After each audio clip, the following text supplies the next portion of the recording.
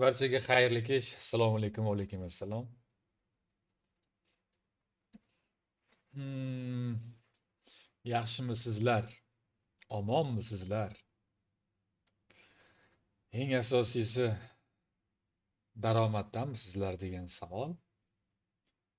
Xo'p, kirgandan keyin laykni bosib qo'yamiz.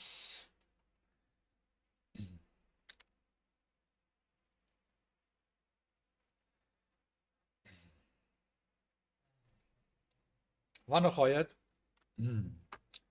sizlar bilan oxirgi bosqichni ham ko'rib chiqamiz. Qanday, nima bo'ldi, nima qoldi? Sertifikatni yopishtirib qo'ydim. Kanalga ham yuborib qo'ydim. O'zini ham ko'rsataman hozir.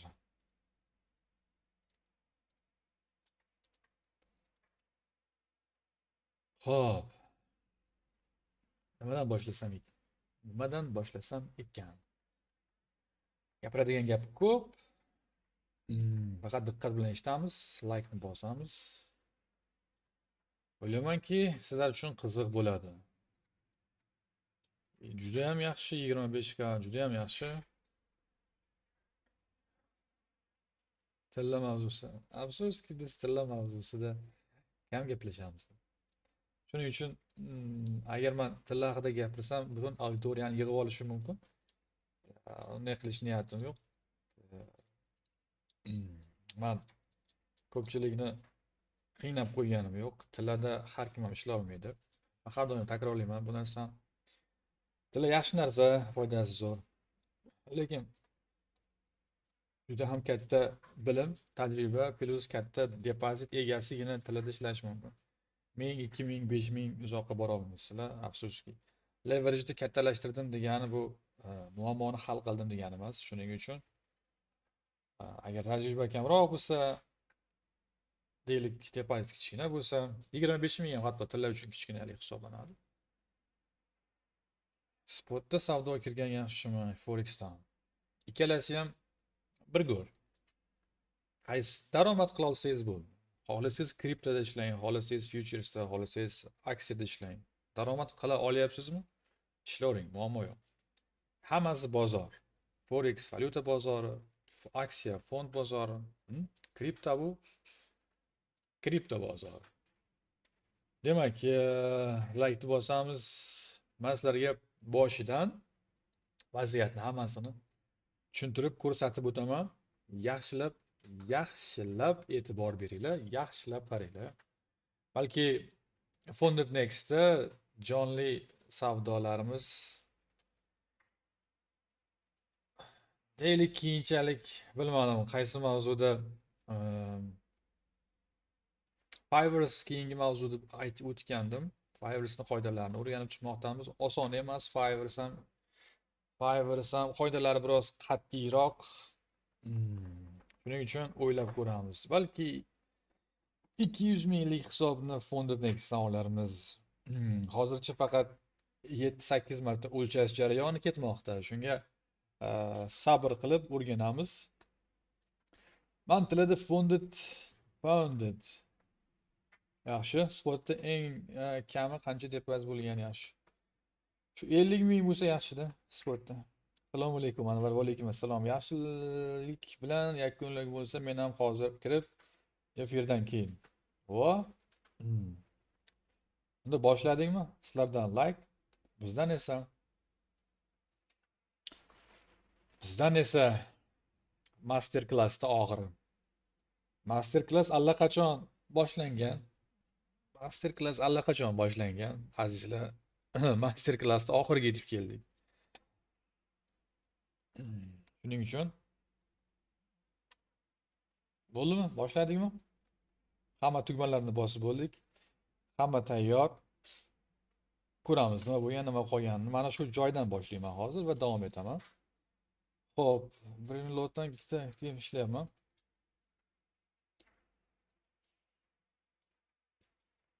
Da, payout haqida aytib o'tamiz hozir, Anvar. Fiverr'dan 100 kalik shot olmoqchiman exactly. Ma'qul. Uni ham sinab ko'rish kerak, baribir Fiverr'ni ham. Assalomu alaykum, va alaykum assalom. Xo'p, birinchi savol pul eshitdingizmi? Ana shu pul mavzusida hozir hammamiz to'planganmiz. Kanalga qo'shilib olmagan bo'lsalaring, qo'shilib olinglar. Telegram kanalimiz. Bu yerda hamma yangiliklar va hamma tadbirlarimiz sekin-astalik bilan endi boshlanadi. Eng qizig'i hali qiladigan ishlarimiz juda ham ko'p sizlar bilan.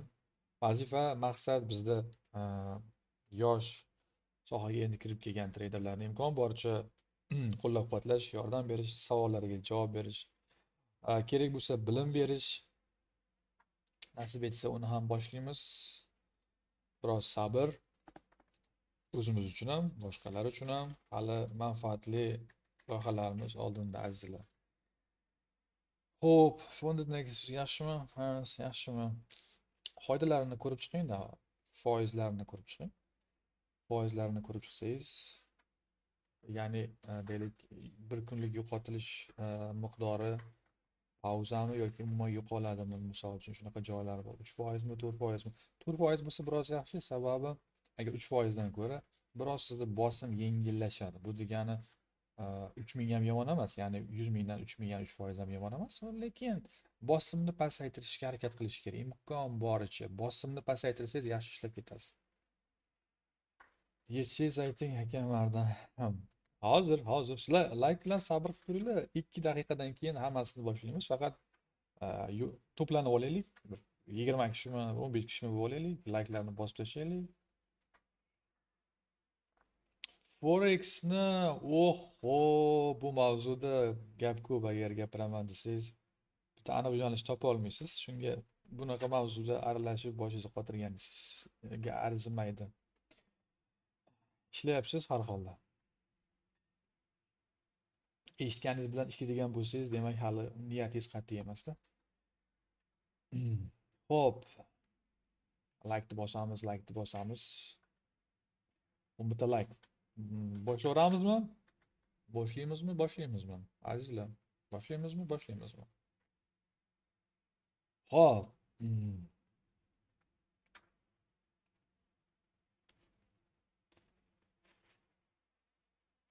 Men tilda boshlashim kerak aslida olganda. Tilda boshlasam agar hammani o'zimga qaratib olardim.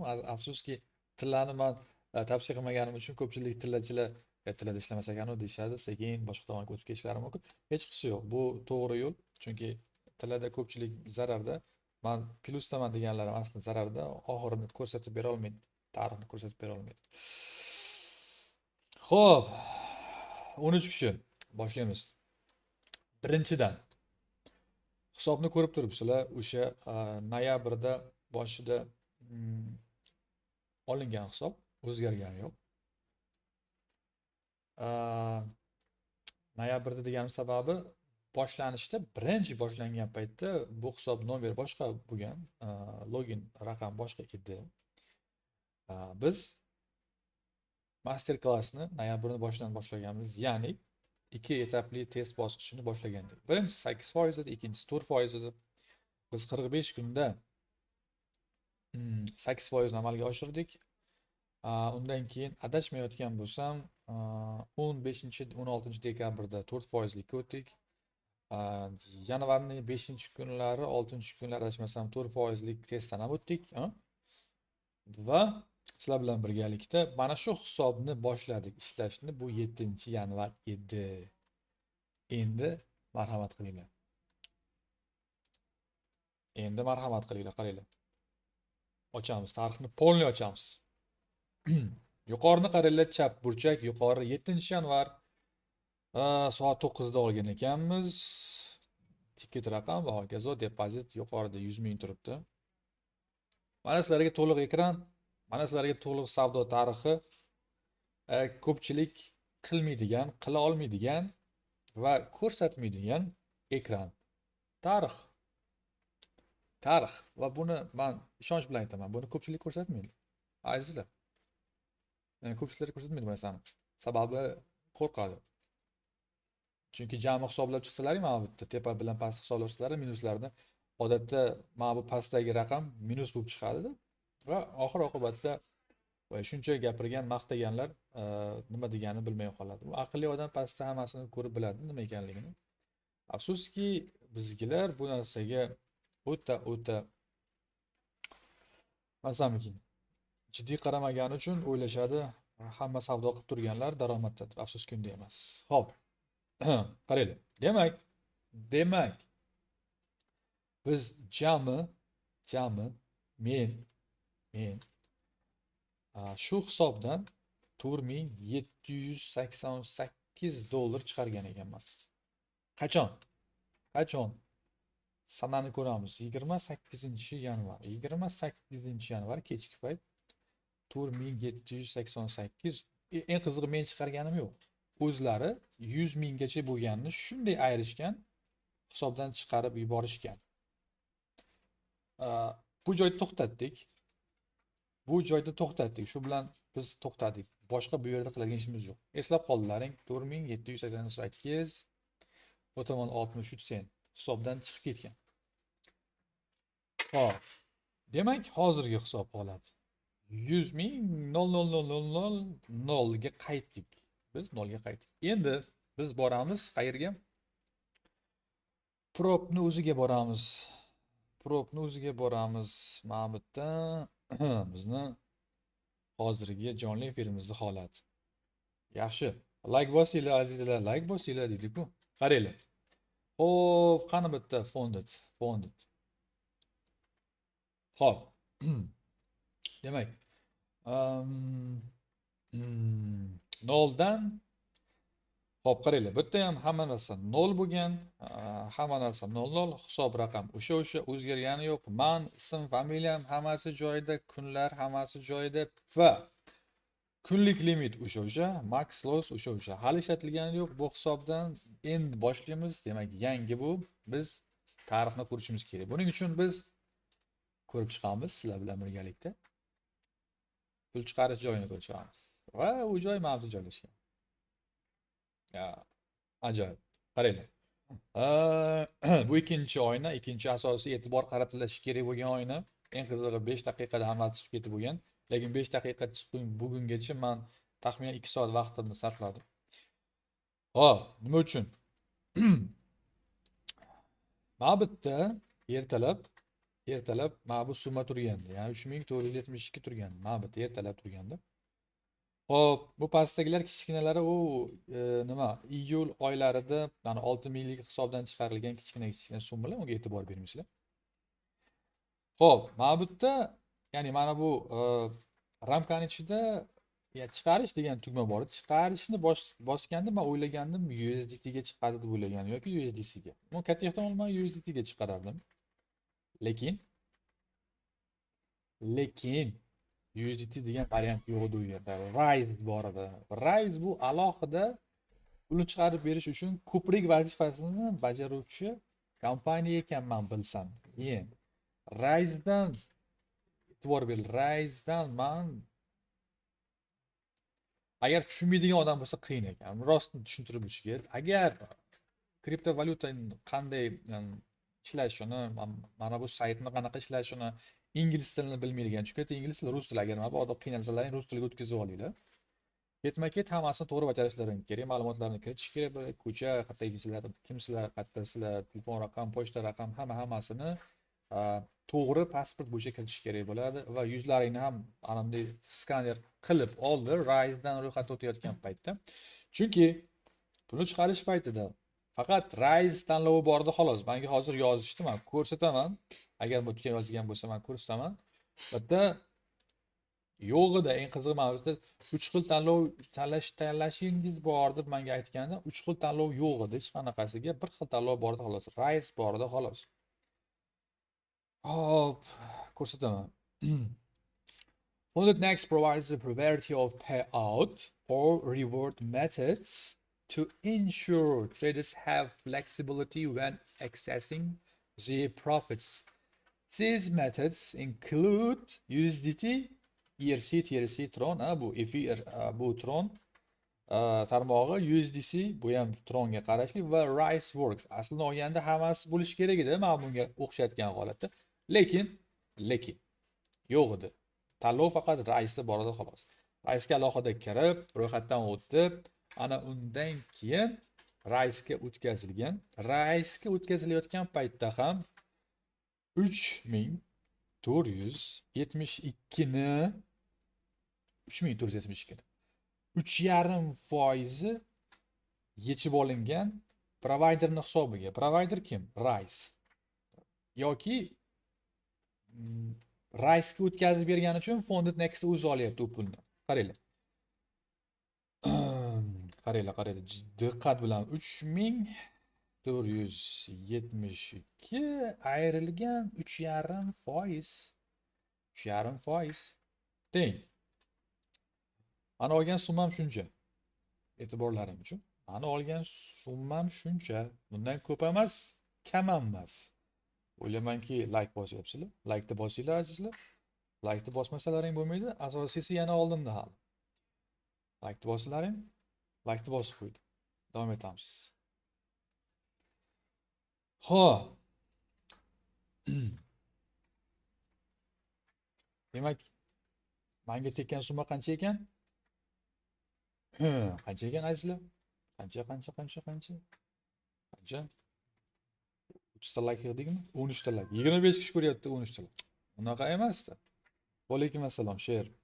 Aha, topdingiz. Sher biz bilan birga boshdan birga bo'lib kelmoqda. Sherga ham katta rahmat, bizni qo'llab-quvvatlagan. Va like bosganlarga alohida rahmat. Esdan chiqmasin, like bosish. Davom etamiz. Faqat bosinglar. Xo'p, bosamiz. Like'ni bosamiz azizlar. Xo'p. Bu hammasi emas. Men ko'rsataman. Rise'ni ham ko'rsataman hozir. Rise'da nima qilganimizni ko'rsataman. Qaranglar. Men boya ko'rsatdim. Depozitdan chiqib ketgan summa 4788 edi. Faqat 20% edi xolos fondda. 20% fondning ulushi. Mana bundan. Demak, fondning ulushi 957 ekan. Ayirib tashlaymiz. Menga 3830 tushish kerak edi. 3830. Nega 3472? Kim aytadi? Nimaga 3472? 3830 dollar tushish kerak. Lekin menga bunaqa summa tushgani yo'q. 3472 ga tushdi. Sabab mana bitta. Yangilikda savdo qilib qo'ygan ekanmiz. Adashib. Ularning qoidasi bo'yicha. Va ko'rdik. Qaranglar. Bu yerda aytyapti. Mana bu raqam orqali siz 5 daqiqalik taqiqlangan oynani ichida savdo qilganingiz uchun yangilik davrida faqat 40% o'sha yangilikdan topgan daromadingizni olishingiz mumkin deyapti. Shunda общий, umumiy daromad 4788. Lekin yangilikda topgan pulingiz 745. Bu degani buni hammasini sizga bermaymiz deyishyapti. Qanday bo'ladi? Mana bu summadan bu summani ayiramiz. Qolgani mana shu. Va 745 ni 40%igina menga o'tadi. Bu 298. 4042 qo'shamiz 298. Kelinglar 4043 qo'shamiz 298. Haqiqiy mana shu summa. Ana endi mana shundan ayrimiz 20%. O summani ko'ryapsizlarmi? Ayni mana shu summa. Ya'ni 3472. Mana bu summani ko'ryapsizlarmi, pastdagi summa? Ana summa. Mana shu eng oxirgi qolgan summa. Mana shu eng oxirgi qolgan summa. Va qaranglar. Endi bundan hisoblaymiz. Bundan hisoblaymiz. Mana shundan ayrimiz 3,5%ni. 3,5%gacha mana yozib qo'yibdim. 6-bo'lim. Please note that a provider fees of up to 3.5% for all methods will be applied to every payout request. Ya'niki provider 3,5%gacha sizni balansingizda ketishini sanab turadi, soqqasini 3,5% unga berasiz demoqchi. Mana shu summa. Misol uchun bitta 100 ming bor deylik, 3,5 mingga yo'q degan gap. Ana shunisi yomon ekan. 3,5 ming xullas oldin ham bo'lgan, lekin kattaroq summada yana ham o'xshamagan hissiyot. Xo'p, ayiramiz. Qanchani ayiramiz? Ayiramiz 3.5%. O'sha tushgan summa mana shu. Mana shu tushgan summa. Endi buni qayerga chiqarding degan savol. Buni qayerga chiqardik? Rise'ga qanday kirdik? Rise'ga qanday kirdik degan savolga alohida Rise'ning sayti bor ekan. Ajoyib. Bu oson bo'lgani yo'q albatta. Va oson ham bo'lmaydi. Tushunmaganlar uchun oson bo'lmaydi. Bu narsani to'g'ri tushunish kerak. Shunchaki grafikni ochib, mana bu tepaga pastga bitim ochish bu juda ham oson narsa. Agar mana bu joylarni bilmasangiz, siz oddiygina pro kompaniya yaxshi emas ekan, qoidalari yaxshi emas ekan, unisi, bunisi ketishingiz mumkin. Shuning uchun tilni ham bilish kerak. Ma'lum bir qismda tilni ham bilish kerak bo'ladi. Chunki bu saytni ichkarida bu joylarini, qoidalarini o'zbekchaga tarjima qilingan, tarjima qilingan taqdirda ham buni hammasini o'qib tushunadigan odamni o'zi o'zbekcha bo'lgan taqdirda ham biroz qiyin. Agar ko'p kitob o'qimagan bo'lsa, yana ham qiyin. Shunga o'ylaymanki, biroz e'tiborli bo'lasizlar, tushunmagan joylarini ChatGPTdan so'rab olinglar har doim. Har doim. Agar tushunmasalar, o'ylaymanki, oramizda bu darajada tushunmaydiganlar yo'q.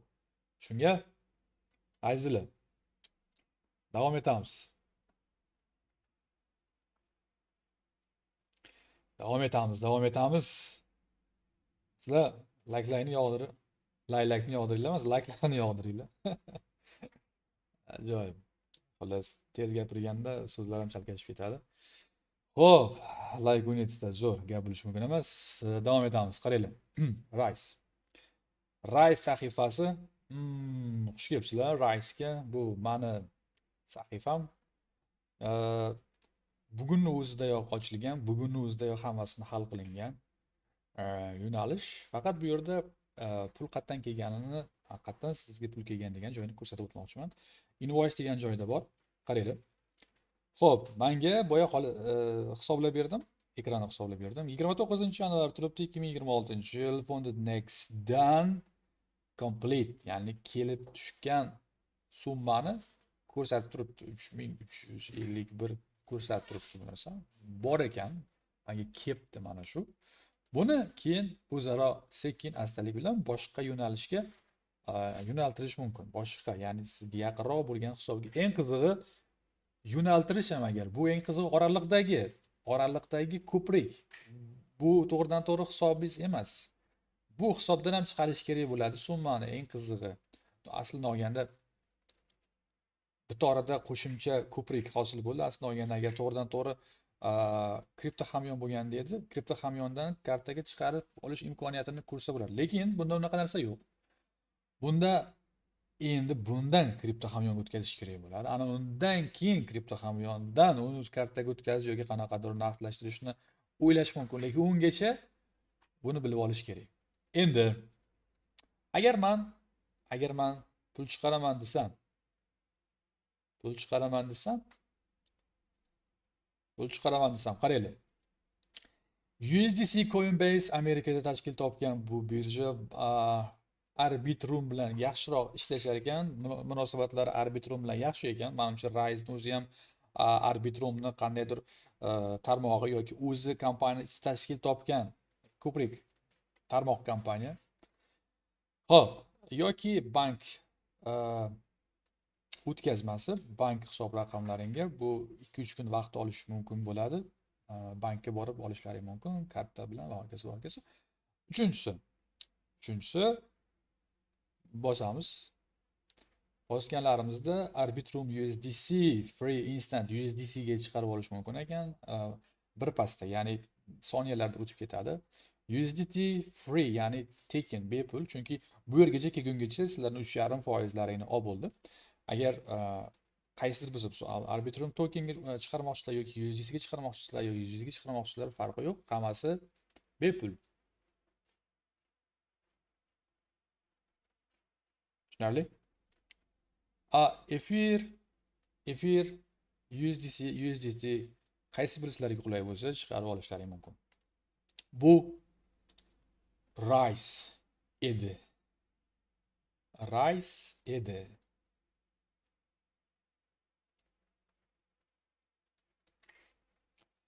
Demak, davom.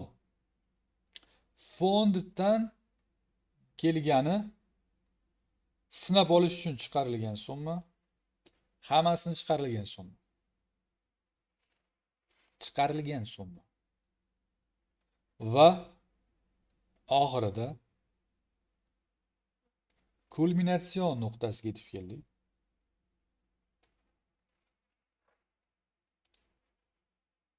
Mana bu bizni kulminatsion nuqtamiz. Menimcha sizlarga ko'rinyapti qancha chiqarilganligi va ular qanday chiqarilganligi va jarayon qanday bo'lganligini sizlar bilan ko'rib chiqdik. Oxirgisi mana shu. Va buni men Telegramimizda bugun jonlida obloshkaga qo'yib Telegramga yubordim. Agar sizlar e'tibor bergan bo'lsalaring. O'ylaymanki, bu bilan birgalikda bunisi ham bor.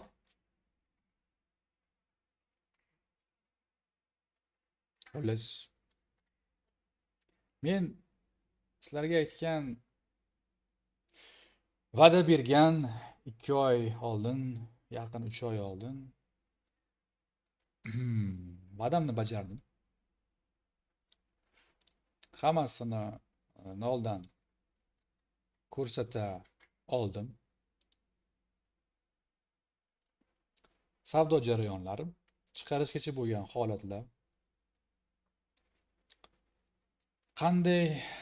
qanaqa, nima bo'ldi, nima qoldi.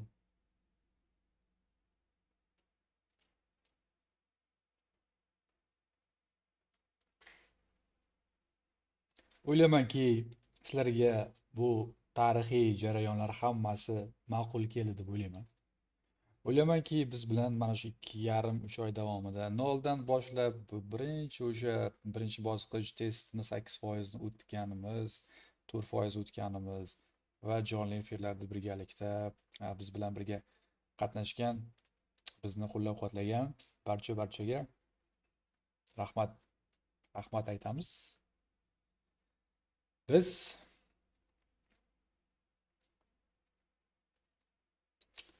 Fonded Next'da qilishi mumkin bo'lgan, ko'rsatishimiz mumkin bo'lgan savdo jarayonini va uni amaliy tashkiliy jihatlarini hammasini ko'rsatib berdik deb o'ylayman. Ana endi bu tomoniga balki Fonded Next'ni 200 mingligini ishlatarmiz yoki shuni davom etarmiz davomini. Bu narsani bir narsa ayta olmayman. Lekin shunisini aytishim mumkin. Outcut NZD dollar Bular sekin astalik bilan qaytish taraddudida, agar kimdir bitim ochmoqchi bo'lsa harakat qilish kerak bo'ladi, kuzatishda davom etish kerak bo'ladi. Chunki qaysidir jihatdan qaytish vaqti yaqinlashayotganini ko'rsatib turibdi. Bu endi bozorga aloqador bo'lgan ishimiz. Bozorga aloqador bo'lgan ishimiz.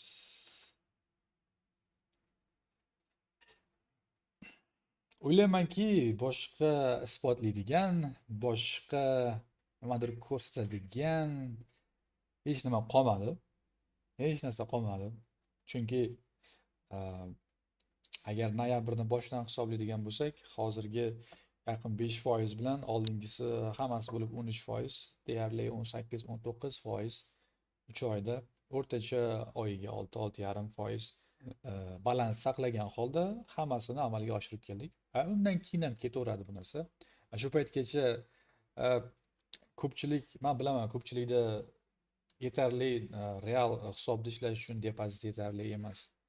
O'zim ham bu ishni oldin ham qilishim mumkin edi, lekin prop kompaniyalardagi ajiotaj deydi-ku, shovqin qanchalik darajada haqqoniy, qanchalik darajada ishonchli bo'ladi. To'g'ridan to'g'ri kelib turib Fiverr'da ishlanglar yoki Fonded.Next'da ishlanglar deyishi mumkin edi.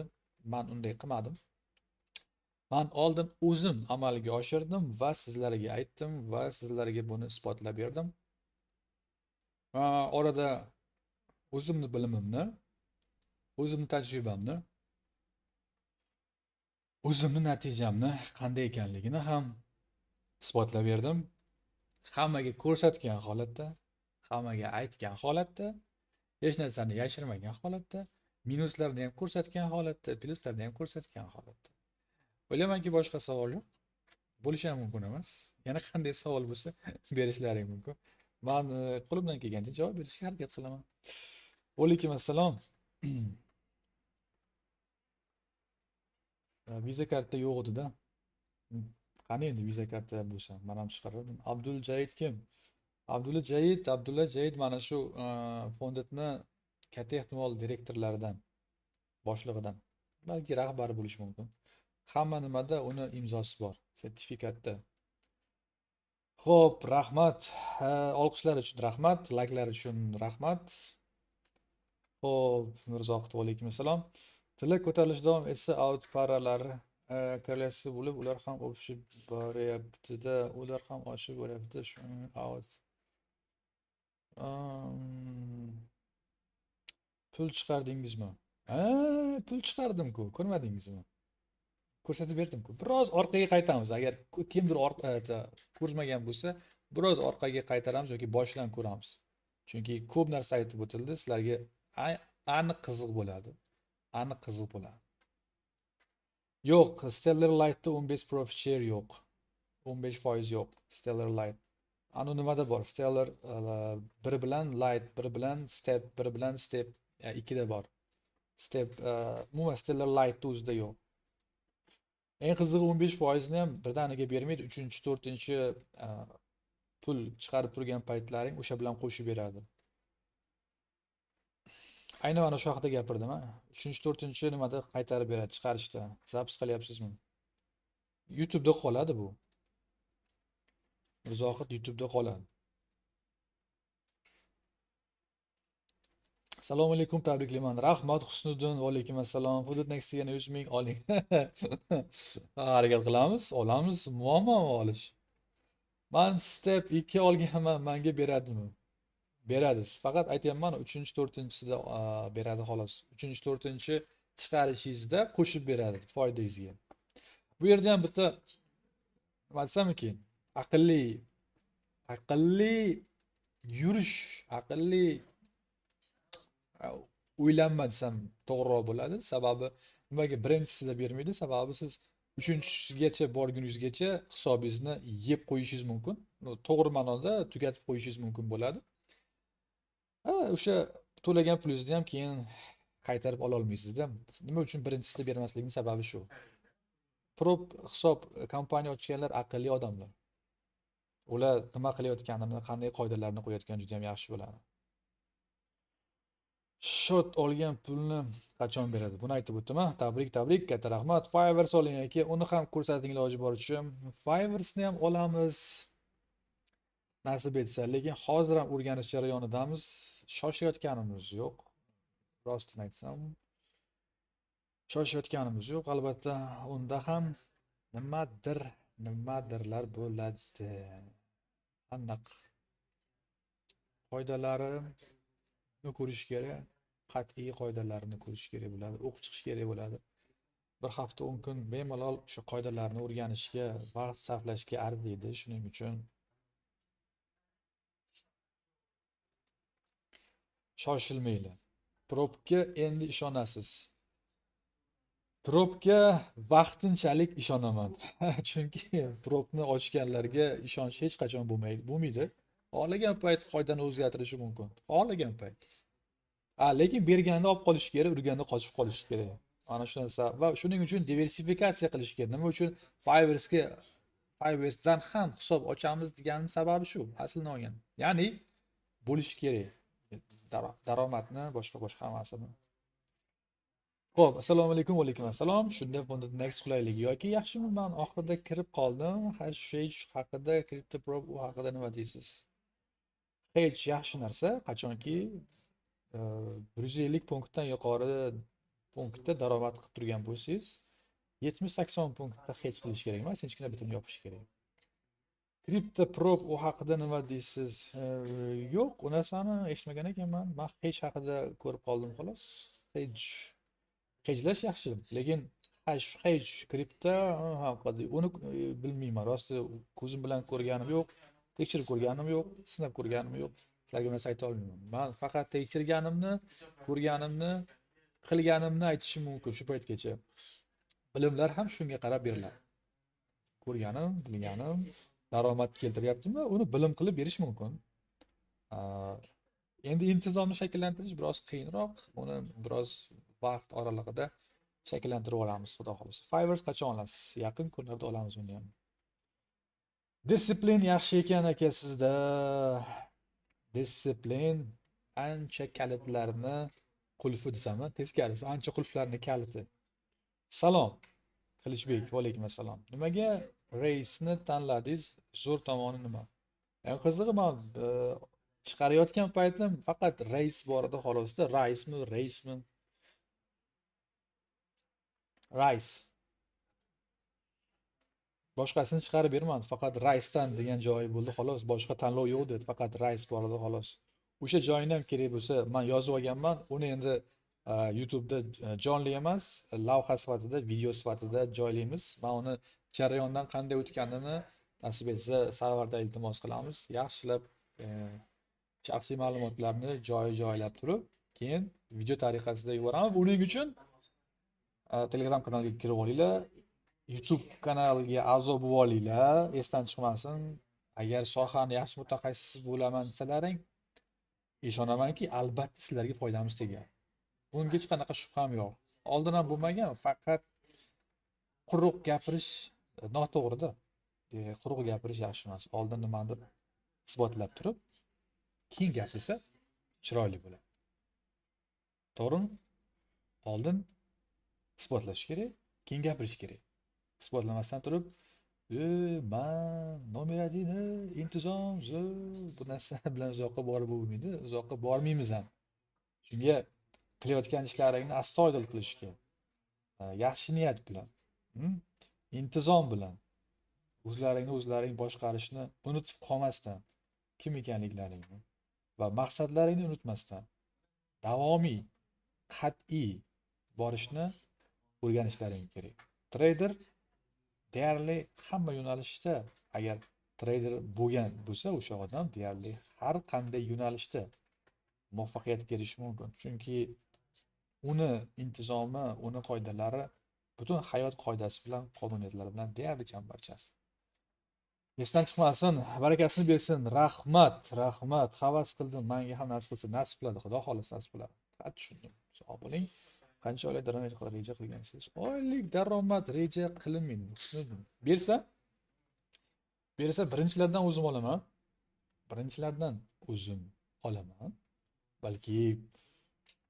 Balki balki 10% ham bo'lishi mumkin, 15% ham bo'lishi mumkin. Men hech qachon bozorga mana shuncha qilishim kerak deb kirmaganman. Men kirsam agar bozorda shuncha bo'lsa olib chiqaman.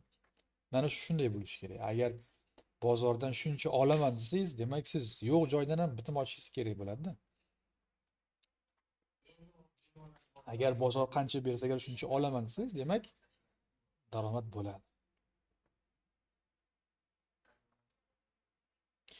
Fonded bo'lgandan keyin necha foizlik risk qilish kerak ekan? Xullas, hop. Misolga aytaman, agar 100 minglik depozit olsalaring, 1%ni yarmini 2 ga bo'lib kiringlar. Menimcha tushunarli. 1%ni yarmini, ya'ni yarim foizni 2 ga bo'lib maksimal sizlar uchun yaxshisi boshida shunday bo'ladi. Maksimal yarim foizini 2 ga bo'lib kiringlar. 1% hozir juda sizlar uchun xavfli. KYC juda yaxshi. Faqat aytib qo'yay, Telegram kanalimiz silkasi bor, silkani topshirib qo'yganmiz, silkani yozib qo'ydim. Sarvar ham yuborib qo'ydi, men ham yuborib qo'ydim. Telegram kanaliga kirib olamiz. YouTube kanalimizni agar kimda kim YouTube kanalimizda bo'lmasa, kanalga obuna bo'lish yoddan chiqmasin. Telegram kanalimizda bo'lmasa, Telegram kanalimizga kirib olinglar. Qaysi biri sizlarga qulay bo'lsa. Xo'p, ana endi savollarga o'tsak ham bo'ladimi? Ana endi savol-javob qilsak ham bo'ladimi? Savol-javob qilishni boshlasak bo'ladimi?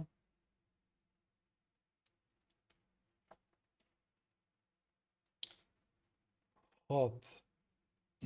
Kimda qanday savol bor? Ana endi savol-javobdan boshlaymiz. Harakat qilinglar, vaziyatdan yaxshi foydalanib olishga. Har holda qarashlaringda Pro kompaniya testidan 2 bosqichdan o'tgan va real hisobda ham qancha pul olish mumkinligini isbotlab bergan. Trader turibdi desam, albatta hazil. Albatta hazil azizlar.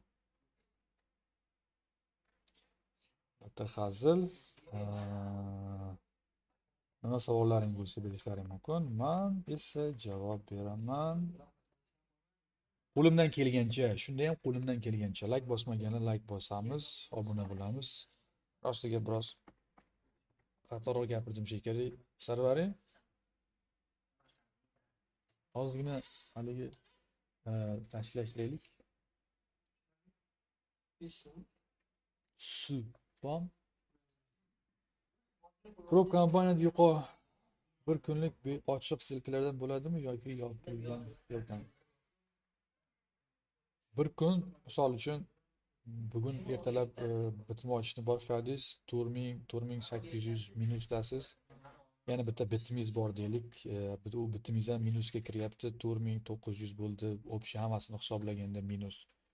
Keyin 4950 bo'ldi, xullas 4990, xullas 5000 ga yaqinlashyapti. Shunday 5000 ga yaqinlashsa hisob yetib keladi. Ketdik shu bilan. Tamom.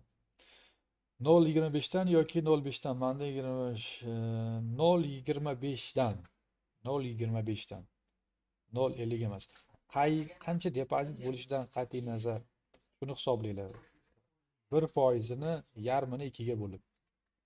Shu boshlanishi sizlar uchun yaxshi. Shu narsani oldin o'zlaring uchun bir ko'nikma sifatida olsalaring, ana undan keyin sekin-astalik bilan agar ko'paytirish mumkin bo'lsa, bir 7-800 marta hisobdan pul yechib olgan bo'lsalaring, undan keyin xohlasalaring 1% qilinglar, xohlasalaring 2% qilinglar. Hop, faqat daromad yaxshi bo'lgandan keyin ko'tarish kerak bo'ladi. Ishonch ortishi mumkin. Shunda ham maksimal 1%, maksimal 1%. Hop, like qo'yamiz, bolalar. Kanalga obuna bo'lish yoddan chiqmasin. Savol bo'lsa berishlaring mumkin. Qo'limdan kelgancha baholi qudrat, qo'limdan kelgancha javob berishga harakat qilaman. Baholi qudrat. Xo'p, problem bo'lsa pulishga yordam qilib yuborasiz. Maslahat berishim mumkin, lekin maslahat berishim mumkin. Muammo yo'q. Savol: oldingizdagi shogirdlaringiz ham probdan shot olganmi? Olgan. Podkast chiqadi degandingiz, hali chiqmadi. Ofisni remontman kutganimdan ham biroz cho'zilib ketdi. Shuning uchun podkast chiqishi biroz kechikmoqda. To'g'ri tushunasizlar degan umiddaman. Bu sohada eng kam minus nima deb o'ylaysiz? Bu sohada eng katta minus nima deb o'ylaysiz? Hop, eng katta minus. Eng katta minus faqat bitta bo'lmaydi. Minuslar ko'p bo'lishi mumkin. Misol uchun, uh, uh, birinchi minus o'zingizga ishonmasligingiz. O'zingizni bilimingizga ishonmasligingiz. O'zingizni qo'lingizdan mana shu narsa kelishiga ishonmasligingiz. Qanday bo'ladi bu? Boshlanishida ishonchingiz zo'r bo'lishi mumkin. Boshlanishida hamma narsa, deylik, misol uchun meni ko'rdingiz, mana bu Suhrob degan treyder bor ekan, u qila oldi, men ham qila olaman deb o'yladingiz. Kirdingiz, lekin 3-4 ta bitim yoki 1-2 ta depozit boshlanishiga yo'qotib qo'ysangiz, o'zingizni man qila olmas ekanman, qo'limdan kelmas ekan yoki bu soha menga emas ekan, hali sohani yomon ko'rish. Ya'ni ishonch hattoki sizni ishingiz yurishmayotgan paytda ham bo'lishi kerakda. Buni men sizlarga singdira olmayman, chunki ishonch odamni sizlarning yoshliklaringda sizlar bilan birga o'sadigan nima desam ekan, xarakter, tuyg'u, o'ziga bo'lgan ishonch tuyg'usi sizlarni yoshliklaringdan biriga sizlar bilan birga o'sadi-da. Agar uni biroz o'zgartirish kerak bo'lsa, trading tomoniga burish kerak bo'lsa, sizlarga qattiq qo'l ustoz kerak. Qattiq qo'l ustoz bilan amalga oshirsa bo'ladi. Chunki mana e'tibor beringlar, boksda borlarni ayashmaydi, to'g'rimi? Nima kech qolding? San zo'r bo'lsang o'zingga tushundingmi deb haligi ustozlari agar ko'rgan bo'lsalaring to'lqin qilishni, Bahodir Jalolovni mashg'ulotlarga kech qolganda olimpiada chempioni bo'lsang ham o'zingga dedi-yu. Xuddi shunday tarzda agar ishonch past bo'lgan taqdirda ishonchni ko'tarish mumkin, motivatsiya berish mumkin bo'ladi. Lekin buning uchun sizlar o'sha ustozga har doim nima desam ekan, ixlos qilishlaring kerak. Ustozni aytgandan chiqmaslik kerak bo'ladi. Ba'zi bir shogirdlarimizga o'xshab, bo'ldi, men o'rganib bo'ldim, ustoz xayr deb ertasiga aytilmagan strategiya-yu, aytilmagan paralarda ishlamoqchi bo'lsalaring, sizlarning ham ishlaring xuddi o'shalarnikidek bir xil bo'lib qoladi. Birinchisi o'sha eng katta, bu meni fikrim, bu mental tomondan gapirdim, ya'ni ruhiyat tomonidan gapiryapman. Odamni harakatga keltiruvchi bu o'ziga bo'lgan birinchi ishonchida, ya'ni mana bu yerdagi ishonchi, irodasi. Agar bu sust bo'ladigan bo'lsa, ming ma'bitdagi bilimlar va boshqalar tayyor bo'lsa, uni yeyish masala bo'ladi. U bilimni olish unchalik masala emas, texnik analiz, fundamental tahlilni olish unchalik masala emas. Va hokazo va hokazo. Va aqliy qobiliyat degan narsa ham biroz rol o'ynaydi, harakat qilish kerak. Aqllaring joyida, hammasini to'g'ri tushunyapsizlar. Risk bor, boshqa bor, hamma narsani qo'yib ishlash kerak bo'ladi.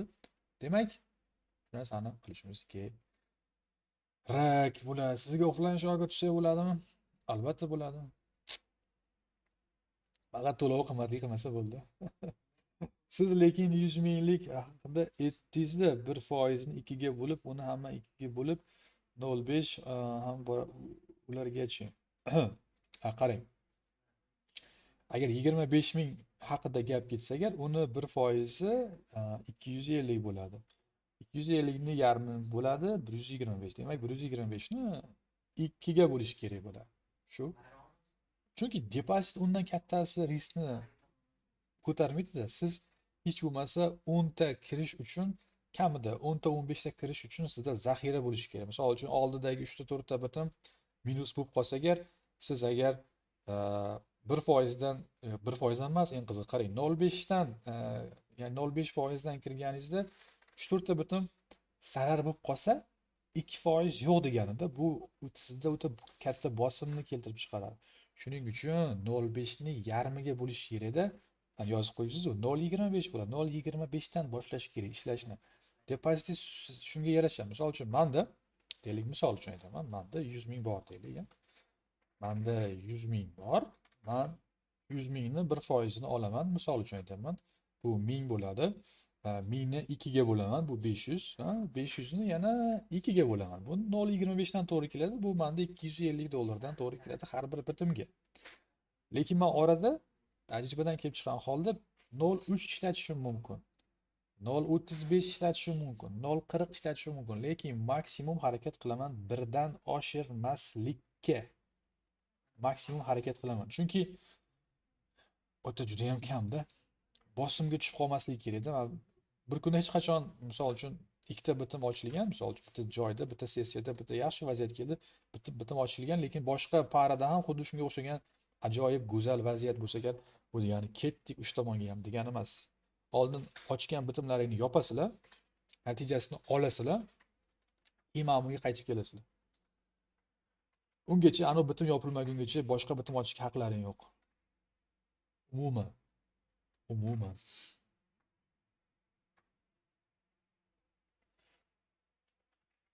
Hop, like bosib qo'llab-quvvatlagan bolalar, ukalar, opa-singillar, barchaga rahmat.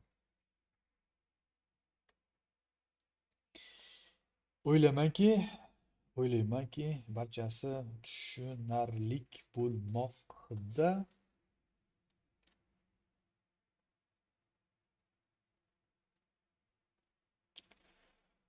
Xo'p, kanalga obuna bo'lmaganlar obuna bo'lamiz, azizlar.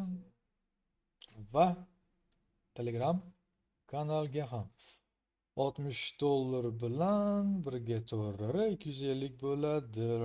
To'g'ri, birga to'g'ri, lekin biroz qiyin. Hisobingizni oling dedi-ku. Okey, endi kimdir efirga okey pul yeshdingizmi? Okey, men ham bugun oldin Fund Next Day birinchi kun ishladim selga. Yaxshi-ku, faqat bu juda ham ko'p. 6,5 ming juda ham ko'p. Riskingiz katta ekan, riskni pasaytiramiz. Riskni pasaytiring. Imtihonsiz prop olgandim. Imtihonsiz, hop. 6-8 ish qildim. 80 ni 55 ni berdi. So'ng o'zi qoldi. Bitim ochdim, 2 dollarlik stop olib, shot blok bo'ldi. Kunlik minus qilmaganman, lekin bu qaysi propdan buni bilish kerak-da. Propni yaxshilab o'rganib chiqish kerak edi. Menimcha qoidalarida bu yozilgan bo'lishi kerak. Katta ehtimol buni ko'rish kerak bo'ladi. Qoniqish hissi yo'q. Bu xalqda aka nafsni qo'l tillada buy sell qilib o'tiradi ko'pchilik. Tilladami? Tilada men kuzataman, ba'zi bizda ham jonli efir qilgan treyderlarning nimasi kelib chiqadi YouTube'da, misol uchun ko'zim tushadi. Okey, buymi, okey, sell deyishadi. 1 daqiqalikni ochib olishgan. Tilada ham narsa bo'lishi mumkin. To'g'ri, 500-600 dollar tushishi mumkin, muammo yo'q. Lekin общий depozit ko'rsatinglar, akalar. Общий depozitda, общий ro'yxatni ko'rsatinglar, tarixni ko'rsatinglar, 1 oyligini, хотя бы 1 oyligini ko'rsatinglar. Хотя бы 1 oyligini, хотя бы 1 oyligini, 3 oyligini deb turib, mana tarixni ko'rish kerak bo'ladi. Ana shundagina haqiqiy bu yuz ochiladi-da. Mana o'tirishi mumkin tilada o'tirib. Bola chapgami, o'ngami yoki tepagami, qayerga boramiz? Bu narsani men ham aytishim mumkin. Men ham qo'limdan keladi, lekin natija gapiradi oxirida. Men zo'r gapira olsam, natija bo'lmasa, bir tiyin foydasi yo'q. Hech atrofdagilarga hech narsa bera olmayman. Xo'p. Risk katta bo'ldi. 2,5 ming prosentga kirdi, keyin plus yopdim. Bu xavfli-da, mana shu 2,5 ming prosentga tushib ketsa agar, shu bilan birinchi kuniyoq testdan yiqilasiz, shu bilan daily o'sha kunlik limit ketib kelasiz, shu bilan attang qilasiz. Shunga bunaqa ishlamang. 6,5 mingni to'g'ri yo'l bilan ishlash mumkin, xato yo'l bilan ishlash mumkin. Siz xato yo'l bilan ishlagansiz, to'g'ri bir boshlanishda xursand bo'ladigan ish bo'lishi mumkin, lekin davomida sizni cho'ktirib qo'yadi. Shuning uchun bunaqa ishlamang. Mening sizga tavsiyam. Propdan yechdimmi? Okey, endi kirdim efirga. Yechdingizmi? Ha, shunga yaqinroq yechdik. Bir sev qilaman. Savol. Husniddinning savoli qolib ketibdi. Risklarni katta qilib tezroq imtihondan o'tish Payoutni tezroq risga yetishga nima deysiz? Hech qachon men bunga qo'shilmayman va bunaqa qilmanglar. Uzoqqa bormaysizlar. Risklarni katta qilib degan narsani yig'ishtiramiz. Imtihonda qanday ishlasalaring, jonlida, realda qanday ishlasalaring, xuddi shunday ishlash kerak bo'ladi. Imtihonni o'tish uchun nimadir qoidani buzsalaring, tezroq o'tib turib, nimadir isbotlamoqchi bo'lsalaring, keyinchalik jonlida ham xuddi shunga o'rganib qolishlari mumkin. Bozor bu narsani kechirmaydi. Bozor bu narsani kechirmaydi, Husniddin, kechirmaydi. Bilaman, shotingiz ketib qolishi mumkin. O'zingiz oxirida aytibsiz, bilaman, shotingiz ketib qolishi mumkin. Maqsad u yerda birdaniga tez imtihondan o'tish emas. Maqsad sekin astalik bilan o'sha qoidalarga ko'nikib borib, qoidalar bilan ishlab daromadni barqarorlashtirish, ya'ni 1 yil, 1,5 yil, 2 yil. Mayli boshlanishida siz oyiga 2,5 ming, 3 mingdan misol uchun ishlab ketgan taqdiringizda ham 100 minglik bilan, ikkinchi yil siz 200 ming bilan ishlarsiz, 4-chi yil 1 million bilan ishlarsiz, 5-chi yil 10 million bilan ishlarsiz. Sizni tarixingiz yozilib ketadi-yu, siz tarix yaratasiz-u. Ertaga kattaroq investorning yoniga borib, aka, mana tarixim, o'zimni yo'qotganim yo'q, riskim joyida, prosatkam joyida, umumiy drawdown degan narsa o'sha umumiy prosatga depozitga nisbatan juda ham kam, 2,5%mi, 4%mi. Faqat hammasi 4% minus bo'lgan, 20% plus bo'lgan. Bu taxminan 2 oylik natija. Xuddi shu natijadan menda bir 20 ta, 30 ta bor. Qarab chiqing desangiz, albatta boyagi odam yo'q demaydi. Va albatta siz bilan ishlaydi. Siz ma'buddagi narsani emas, uzoqroq narsa o'ylash kerak-da. Uzoqroqdagi narsani o'ylasalaring, albatta natija barqaror bo'lsa, uzoqqa borasizlar. Assalomu alaykum. Va alaykum assalom. I've founded prompt ishlasa bo'ladimi yoki founded next yaxshiroqmi? Rosti gap shu, IFF foundedni men bilmadim, ko'pchilik savol berdi. Men rosti bilmayman-da, agar bilganimda edi, agar o'zimizdagi prop bo'lsa, men tavsiya qilmagan bo'lardim. O'zimizda ko'p narsa chiqadi, ertaga nimasi yo'q. Haligi ishonchlilik darajasi past. Shaxsan men uchun hozir 2-3 yildan keyin gaplashsak bo'ladi. Agar o'sha yerda tirik qoladigan bo'lsa, o'tgan safar ham aytdim-ku, 2-3 yildan keyin tirik qoladigan bo'lsa, marhamat, ishlasak bo'ladi. Yo'qolib ketmagan bo'lsa, 2-3 yildan keyin yangi bu yil chiqqan bo'lsa kerak emas. O'tgan yil chiqqan bo'lsa ham kerak emas. Taxminan 2-3 yil stabil o'tish kerak. Stabil, tekis. Aka, o'zimga trading plan tuzganman, ko'rib berasizmi? Savol beravering, savolini javob beramiz. Mana shu nimada hamma bilsin. Sizni planingizni ko'raylik. Nima muammo, yozib chiqing ma'lumotga. Hay, bir kunda muammo bo'lmaydi. Okey, bir kunda foyda. Siz shunday deb o'ylaysizda. Qarang, bu sizni ertaga qiyinlashtirib qo'yadi.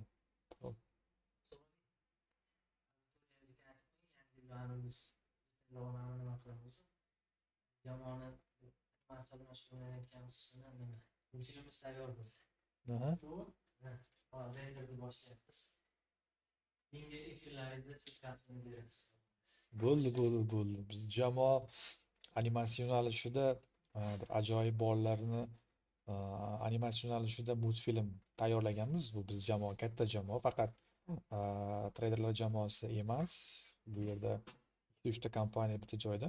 Shuning uchun deyarli mahsulot tayyor. Multfilmlar bilan kirib kelamiz, nasib etsa. Yana yaxshi yangilik. Xo'p, silkasini tashlaymiz. Kanalga tashlaymiz, xudo xolasa. Prop tariflarini qaysilarini maslahat berasiz? Founded Next'da qarab chiqing-da, misol uchun 3%lik bor, bir kunlik minus, 4%lik bor. Shu 4%lik yaxshimi, 5%lik yaxshimi siz uchun? Qaysi birida bemalol ishlashingiz mumkin, va agar qulay bo'lsa, nimaga yo'q? Xohlasangiz 3% ni tanlang, xohlasangiz 5% ni tanlang. Men buni ayta olmayman-da. Sizga qaysi biri qulay? Assalomu alaykum, yaxshimisiz? Va alaykum assalom. So'rov aka, siz bilan qanday bog'lansam bo'ladi aka? Men bilan deyarli bog'lanishni imkoni yo'q. Biz faqat offline yoki onlayn darslarda ko'rishimiz mumkin, xolos. Agar qanday savollaring bo'lsa, sohaga oid, agar efirdan tashqari kanalga, Telegram kanalga yozsalaring, menejerlarimiz albatta javob berishadi. Hammalari javob berishadi. Xo'p, o'zimni purab bo'lmaydi, biz qasddan yiqitishga harakat qilamiz. O'zimizni proplab bo'lmaydi. Biz qasddan yiqitishga harakat qilamiz. O'zimizni proplab bo'lmaydi. Yo'q, gap biz o'zbekmiz, qasddan yiqitishga harakat qilamiz. Unda bilmadim, balki agar men sizni to'g'ri tushungan bo'lsam, mana bunday narsa borda. Bizda texnichеский, ya'ni texnik tomondan, qo'llab-quvvatlash tomonidan, grafik tomonidan, hamma tomondan sayt mukammal yaratilmagan, mukammal emas. Har qanday uzilishlar, bozordagi mana bu narxni o'zgarishlari, slippage degan narsa bor, slippage, spread degan narsa bor, swap degan narsa bor. Qaysi provayder asosida ishlaydi biznikilar? Bu narsani hali bizni bozorda, ya'ni brokerlik bozorida yoki proplik bozorida bizni mahsulotni hali yasaydiganlarning tajribasi kam va pulini riskka qo'yib kiradiganlarda oddiy xalqaro prop kompaniyalarning o'zi risk bilan ishlaydi. Misol uchun, oddiy trader yoki brokerlar bilan ishlasa ham risk bilan ishlaydi-da. U pulini 100% qaytaradigan broker, ishonchli brokerni topishni o'zi qiyin. Eng qizig'i, bu narsalar bizda tashkil etilgan bo'lsa, bu juda ham riskni 2-3 barobar kattalashtirib yuboradi. Shuning uchun men unchalik maslahat bermayman. Agar 2-3 yil bemalol ishlab, hammani ishonchiga kirib, hech kimni deylik texnik tomondan ham, fundamental tomondan ham, grafik tomondan ham, tuzilish shakl tomondan ham qoniqtiradigan bo'lsa, hamma hech kimni xafa qilmaydigan bo'lsa, marhamat, unda o'ylab ko'rish mumkin. Eng qizig'i, xalqaro kompaniya, prop kompaniya bo'lgan taqdirda ham, zo'ri bo'lgan taqdirda ham, misol uchun trader sifatida men uni ham deylik yaxshi ishlashini isbotlaganimdan keyingina tavsiya etishim mumkin. Biz Fonded Next nima uchun mana bunday chiqarib isbotlab keyin misol uchun Fonded Nextda hisob olish mumkin ekan degan xulosani berdik. Mana degan Dubayda ochilgan, u 3-4 yildan beri ishlab kelmoqda. Traspilotda uni nimasi ishonchliligi to'g'ri 8 turgani uchun, yana prop4match degan .com degan saytda unga berilgan baho kuchli 5 talik turgani uchun biz riskimizni o'ylab qilishimiz kerak-da. U bizda ochilgan ekan, Fransiyada ochilgan ekan, o'zimiznikini yeriga, unaqa narsa emas. Unaqa narsa emas. Xo'p, assalomu alaykum. Va alaykum assalom. Yaxshimisiz? Rahmat, yaxshimisiz? PropShot oldim, lekin до этого LiberTex'da ishlayapman. Xo'p, men endi PropShot qaysi platformaga olmoqman? Men Fonded Next'ni sinab ko'rdim. Yomon emas, Rustam. Hozircha yomon emas. Hozircha yomon emas. Dalchi qanaqa bo'ladi, men ham bilmayman. Xo'p. Assalomu alaykum. Va alaykum assalom. Sizlarga asosiy strategiya klassikami? Ha, klassika. Klassika bo'lmaydigan asarlar turkumidan dedi-ku.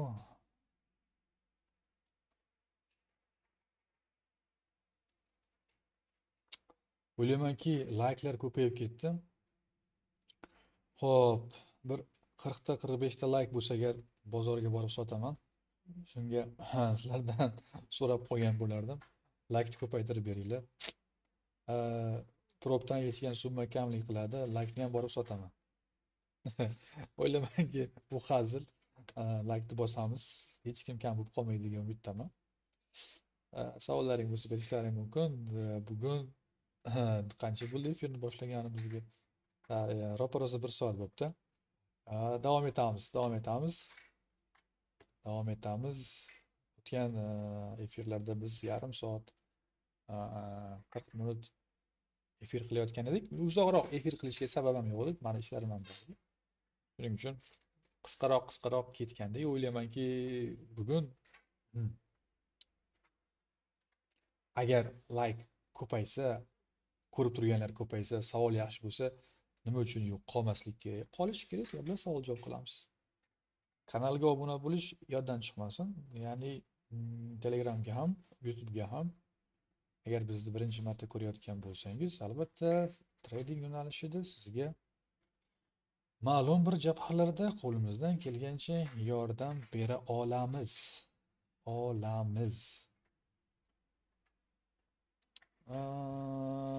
Murod aka 100 ga to'lagan pulingizni ham oldingizmi qaytarib? Uni 3-marta foydani yechayotgan paytingiz chiqarib berarkan. Sarvari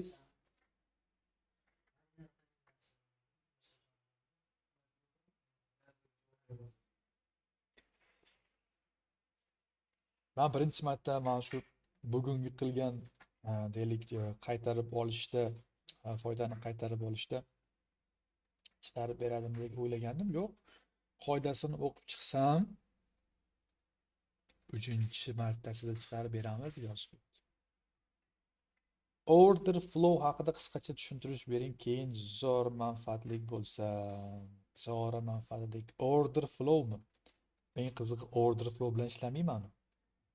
Eng qizig'i qaranglarda order flowni men eshitishim bo'yicha klassikaga yaqinroq, o'sha zonalardan sekin chiqib, yana qaytib, yana yuqoriga, ya'ni deylik misol uchun chiquvchi trend shakllanmoqda, maksimumlar yangilanib bormoqda, yana pastga tushganida, ya'ni deylik o'zi bitta maksimumni yangilab o'tdi va yana pastga harakatlanadi. Shu pastga harakatlanayotgan paytda bitim ochish degan qoida, shunga o'xshagan qoidani bir o'qigan deb bo'ldim. 100% aniq esimda yo'q. Lekin o'xshaydi, biroz o'xshaydi. Shuning uchun bitta narsani bilinglar, o'zi aslini olganda o'zlaringni qiynamanglar. Bitim ochayotgan paytda umuman qiynash kerak emas. Men sizlarga shunchaki tushuntirib o'taman nima uchun ekanligini. Misol uchun trend bo'yicha savdo dunyoda birinchi o'rinda turadi. Trend bo'yicha savdo daromadliligi jihatdan dunyoda birinchi o'rinda turadi. Bu scalping emas, misol uchun zonadan qaytish emas. Nima uchun? Bor yo'nalish, bor yurish, bor harakat, bozordagi bor yaxshi, katta, daromadli harakat trendni davomini topa olganlarniki. Misol uchun deylik, NZD dollar juftligi 57.50 da bitim ochdilaring. Deylik 57.50 da bitim ochdilaring, 60-90 ga boribdi. Bu degani 350 punktdan ko'p degani. Qancha vaqt ichida? 19-yanvardan bugun kechagi vaqtni hisoblaylik. Bugungi kun ekan, 29-kunga. Mana 10 kunning ichida 350 yaqin 400 punkt harakatlangan. Savol. Tillani hisoblamanglar. Yenalarni, ba'zi parlarni hisoblamanglar. 10 kunning ichida 400 punktga yaqin qaysi strategiya sizlarga daromad keltiradi? Kallani ko'p qovurmagan, kallani ko'p deylik qiynamagan holatda shunchaki trend yo'nalishini topsalar. Trend bo'yicha mana trend chizig'i tortilgan, trend kelib qaytish ehtimoli borligini mana bu shakl oddiy trend chizig'i tasdiqlab turibdi. Kirdilaring 50 punktmi, 60 punktmi, misol uchun ikkita bitim ochib 40 punktdan qo'ysalaring ham bo'ladi. Mana bu yerda katta stop nimasi, zaxirasi bor. Ikkita bitim, 2 dona bitim bir lotdan 400. 10 kun ichida 8000. Qaysi strategiya beradi? Birinchi o'rinda turadi trend yo'nalishini topish va trend bo'yicha ishlash. Shuning uchun prop kompaniyalari e'tiborlaring uchun havola qilishim mumkin. Haftadan haftaga o'tadigan bitimlarni cheklaydi. Sababi eng katta bitim, ya'ni daromadli bitimlar uzoq muddat hech bo'lmasa deylik swing, ya'ni o'rtacha davr mobaynida ishlaydigan treyderlarniki daromadida ko'plikligi jihatdan. To'g'ri, pozitsion treyderlarniki ham bor, lekin ularniki qachon kirishgani ular mana bu foreksda emas, ko'pincha fond bozorida, ko'pincha kripto bozorida ularni deylik pozitsiyalari o'zini oqlaydi. Bunaqa brokerga o'xshab, kechirasiz, juma kuni bitimingizni yopishingiz kerak degan gap yo'q u yerda. Bu yerda faqat sotib olganingiz va sotganingiz uchun ma'lum miqdorda brokerga o'sha komissiya to'laysiz. kriptoda bu juda ham kam summa, kripto oxirgi paytlarda yana rivojlanib ketmoqda. Kriptoda agar man bekorga mana bu kriptoni qo'shib qo'yganim yo'q. Bizda ham, menda ham kripto bor. Men ham kripto yo'nalishi bo'yicha ma'lum tajribaga egaman. Birinchi marta kirib kelgan yilim 2000 adashmayotgan bo'lsam 19-yil man kriptoga kirib kelgandim. Kriptoga 2019-yil kirib kelsam, bu yil necha yil bo'ladi? 2019, 2006. Hop, 7 yil bo'lar ekan. Dekabrda 7 yil bo'ladi. Buni ham o'rganish kerak. Texnik, fundamental tahlil, o'ziga bo'lgan ishonch, qat'iyat, iroda, intizom. Bo'ldi, kerak emas boshqasi. Shu narsalar bormi? Aytishga oson, lekin bu qiyin narsa-da. Xo'p, esingizda bo'lsa sizga aytgandim 5 ga oldim Fond Next'dan. Xo'p. Albatta to'g'ri, bu klassika yaqin, shuning uchun so'raganim. Ha. Hozir imtihondan maqsad 200 foydada hozirda biz. Xo'p. O'sha haftadan haftaga stelkani ushlab turish mayvasi bormikan? Buni so'rab ko'rmabmiz, buni so'rab ko'ramiz. Zohid, assalomu alaykum. Va alaykum assalom. Yaxshimisiz? Rahmat, yaxshimisiz? Hozir kim kirdim Funded Next serverdan pul eshitdingizmi? Ha, efirni shu boshlariga olib borsangiz, boshidan bir ko'rsangiz, kofeni damlab, Zohid, kofeni damlaysiz, efirni boshidan ko'rasiz. Efir saqlanadi, bemalol ko'rishingiz mumkin, lekin boshidan ko'rishga yetmaydi. Boshida juda ham qiziqarli gaplar aytib o'tildi va ko'rsatib o'tildi. Shuning uchun efirni boshidan ko'rgan yetmaydi. Yaxshi maslahat. Mani statistikam USDN'da 500 ta stilka qilganman, 86 win rate, bitta trend line bilan aytganingizdek trend bilan ishlab. Zo'r, nimaga? Zo'r. Trend line kuchi ancha-muncha strategiyadan ustun deya olaman. Bitta trend chizig'ini o'zida ko'p narsani hal qiladi. Faqat buning uchun ishonish kerak, soddalikka ishonish kerak. Hamma narsa oddiylikda deydi-yu. Bunaqa grafikni bo'yab, shu paytgacha meni grafikimni bo'yalganini ko'rdilaringmi? Qanaqadir indikatorlarni qo'shganim, nimadirlar borligini, nimadirlar chiqib qolganini. Yo'q. Hammasi oddiy gorizontal, vertikal va mana bu diagonal chiziqlar hammasi. Boshqa hech narsa yo'q bu yerda. Boshqa hech narsa yo'q. Imtihondan o'tganimdan keyin chatga yozishim kerak. Kerakmi aka?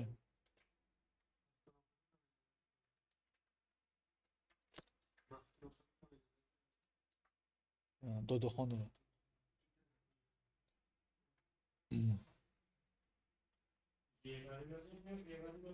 Real olganim chatga yozishim kerakmi?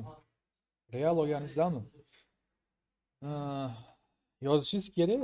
O'z aslida o'zlari bilib pauza qiladi, hisobni pauza qiladi. Ya'ni o'sha demoni deylik, demo deb turaylik. O'sha imtihon hisobingizni pauza qilishadi-da, ko'rib chiqishadi. Agar birinchi marta bo'lsa, sizni identifikatsiyadan o'tkazishadi, ya'niki nima qilib, sizda shaxsiy tasdiqlashadi, qatdanligingizni tasdiqlashadi. Xullas, 48 soat vaqt bering deyishadi. Undan keyin 48 soatdan keyin siz muvaffaqiyatli o'tdingiz, sizga hisob berdik, mana bu parolingiz, mana bu loginingiz, yangidan kirib olishingiz mumkin deb o'sha emailingizga xat keladi.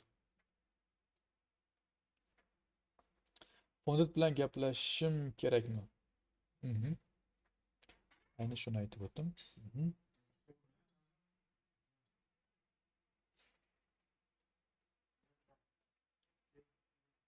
Laykimiz yaxshi ketmoqda. Obuna bo'lish yoddan chiqmasin. Layk yoddan chiqmasin. Telegram kanalimizni men tashlab qo'ysammikin yana? Va bor ekan, Telegram kanalimiz silkasi. Va bor ekan, Telegram kanalimiz silkasi. Kimdir a'zo bo'lmagan bo'lsa, YouTube'ga a'zo bo'lmagan bo'lsalaring a'zo bo'lib olinglar. Oldinda hali o'ylaganlarimiz juda ham ko'p. Ayniqsa trading yo'nalishini, sohani to'g'ri targ'ib etish yo'nalishi bo'yicha, to'g'ri o'rgatish bo'yicha O'zbekistonni o'zida ko'p rejalarimiz bor, niyatlarimiz bor. Nasib etsa birgalikda amalga oshirishimiz kerakda. Men bitta o'zim shuncha bilim bo'lgani bilan uni tarqatishni komanda bilan qilishimiz mumkin. Va sizlar bizni komanda misol uchun hech kishi bizni kuzatib borayotgan bo'lsa paytgacha like bosgan bo'lsa, obuna bo'lgan bo'lsa, o'z fikrlari bilan o'rtoqlashayotgan bo'lsa, bu hammasi bizni bitta komanda ekanligimizni o'zi bildirib turadi.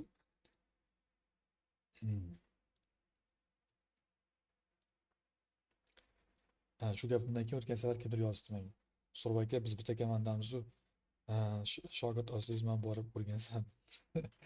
Yaxshi, lekin uni o'rgatish bu mashaqqatini men o'zim bilaman, shuning uchun bu borada chegirma qila olmayman. O'rgatishga boshqa masala bo'yicha yondashamiz, chunki agar bir komandada misol mustaqil keyinchalik ishlaydigan bo'lgan taqdirimizda ham man oldin u o'quvchini o'zimni qoidalarim bilan o'rgatib borishim kerak. Nima qilamiz, nima qilamiz, nima qiladi, nima qilsa agar yaxshi bo'ladi. Undan keyin fikrlashni o'xshatishimiz kerak bir-birimizga. Undan keyin birgalikda ishlashimiz mumkin. Rustam, men Libertex'da platformada xo'p ishlayapman. Multiplia bo'li u yerda, lekin nima? Multiplikator nima u? Multiplikator ekan. Multiplikator. Hop. Bo'li u yerda, lekin prop shot sotib oldim. O'sha shot qaysi platformada ishlaydi? 5mi? Birinchi marta prop shot tushuntirib bersangiz. Aha. U yerda o'zi agar birinchi olgan bo'lsangiz, shu yerda tanlash, ya'ni MetaTrader 4mi, 5mi tanlaydigan joyi yo'q ekanmi? Qaysi nimada oldingiz o'sha? Qaysi nimada? Masalan, prop shot, prop kompaniya, qaysi prop kompaniya? Bo'lishi kerak. Sizga login parol beradi. MetaTrader 5 yoki 4 ga kelasiz. Agar 5 bo'lsa 5 dan ochasiz. Undan keyin hisob qo'shishni bosasiz. Hisob qo'shishni bosilgandan keyin mana bitta xolos men buni ko'rsatib o'tishga harakat qilaman. Faylni ochasiz. Hisob ochishni bosasiz. Mana открыть счет turibdi. Buni bosgandan keyin mana bu yerga yozasiz. Misol uchun funded mana bu yo'qligini ekan. Funded next topish найти вашу компанию. Topildi. Eng pastda buni bosasiz. Buni bosganingizdan keyin dalay bosish kerak bo'ladi. Sizga berilgan login parolni mana bu yerda подключиться существующий торговым счетом deb yozib qo'yibdi. Loginni kiritasiz, parolni kiritasiz, serverni tanlaysiz, kirib ketasiz va kirganingizdan keyin mana shunday oyna ochiladi.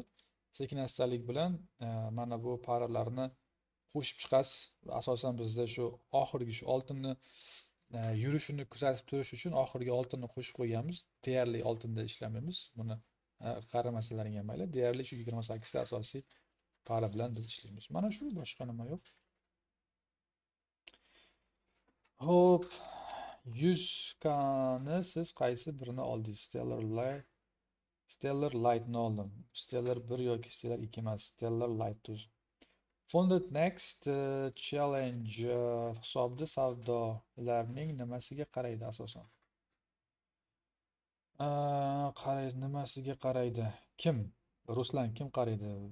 Bizmi yoki prop kompaniyami? Prop kompaniya imkon boricha sizni pulni tezroq yo'qotib, bu yerdan ketishingizni xohlaydi, boshqatdan qaytib hisob sotib olishingizni xohlaydi. Aslini olganda shunaqa, bu haqiqat. Lekin siz qoidalarni buzmasdan o'zingiz strategiyangiz bo'yicha, o'zingizni yaratgan strategiyangiz bo'yicha o'sha kunlik normani buzmasdan, o'sha общий normani buzmasdan, riskingizni buzmasdan, jahl qilmasdan, minus bo'lganda ham, boshqa bo'lganda ham, lekin narsalar bilan ko'tarib borsangiz, bu o'zingiz uchun foyda. Gold 5600 dan 5000 ga tashlab yuboribdimi? Bilmayman, goldni ko'rganim yo'q. Hozir ko'ramizda goldni. Qani gold? Qani goldni ko'raylikchi. 5600 ga chiqamidi gold? Bo'ldi-da endi, shuncha ko'tarildi, endi ham tashlab yubormasa bo'lmaydi. O 4000 punkt. Bir kun o'zida 4000 punkt. Ko'ryapsizlarmi? Stopni qayerga qo'yasizlar degan savol. Tushsin endi boru gold. Hadini ko'tara olsa bo'ldi. Endi shuncha ko'tarilgani 5600 ga qachon o'sib ketdi chiqishga? Oxirgi 3-4 kunda, oxirgi 3-4 kunda 7-8 ming punkt. Shuning uchun men aytaman, gold ishlamanglar. Gold ishlamanglar. Gold hop, xudo xolisa pul chiqarsam nasib olaman. Hop, omadingiz bersin, nasib qilsin. Funded Next'da free trial 6 ga oldim. Free trialni nima qilasiz? 5 foyda qildim, lekin bir nechta so'zlarga qolib ketdi. Qo'ymagan edim. Bu eng katta xatoyingiz. Akkaunt yopildi. Juda ham yaxshi. Demak, ko'p prosatka ushlab turish mumkin emas. Shunda prosatka ushlab turish mumkin emas. Trialni olib nima qilasiz? Bir yo'la o'sha qoidalarni o'rganib chiqqan holatda shoshilmasdan, qoidalarni o'rganib chiqqan holda shoshilmasdan real olganingizga yetmaydi. Xo'p, real olganingizga yetmaydi. Men sizlarga bir narsa aytaymi? Mana bu sham tajribadan kelib chiqib aytyapman. Mana bu chuqur tushgan sham. Azizlar, yaqin kunlarda NZDni orqaga qaytish davri yaqinlashmoqda. Selni harakatini qilib turinglar degan kichkina signal. Bu bugun bo'lmasligi mumkin, ertaga bo'lmasligi mumkin, indin yoki 3 kundan 4 kundan keyin boshlanishi mumkin. Lekin bu signal. Va sizlardan like, savol, javob uchun savollar, kanalga obuna bo'lish. Mana shu bor xolos. Sizlardan so'raydigan narsalarimiz shu, boshqa hech narsa yo'q.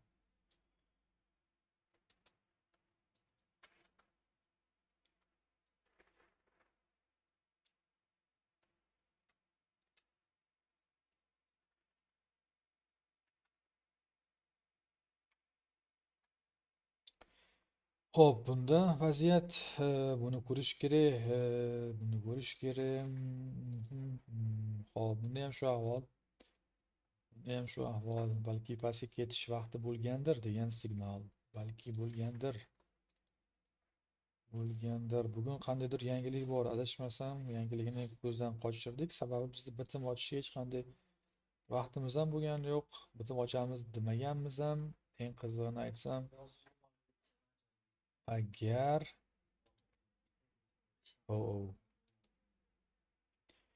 Hop, hamma tigi gruppada yig'lab yuribdi sliv bo'lgan goldda. Ana.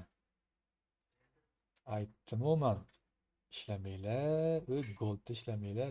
Bekor gap hamma. Yo'q, so'robaga nima deyapsiz? Gold bizni qutqaruvchimiz deyishadi.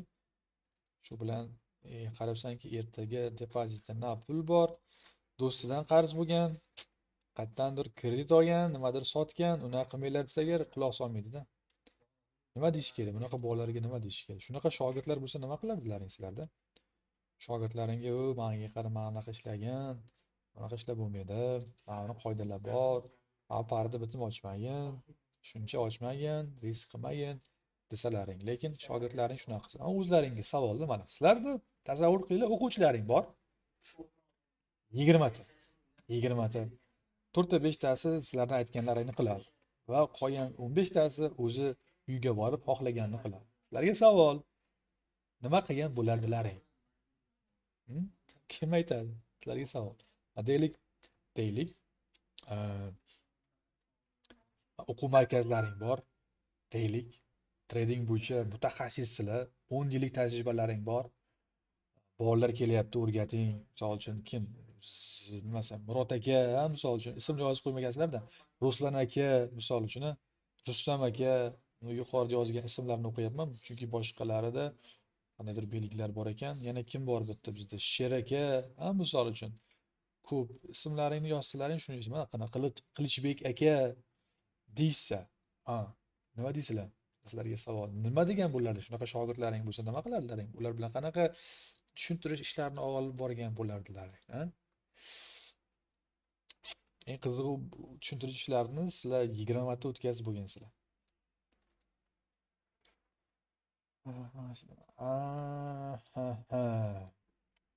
Kapitalimni qancha kapitalni, 500 ming dollar kapitalnimi yoki 50 dollar kapitalnimi? Unchalik bo'lmanglarda.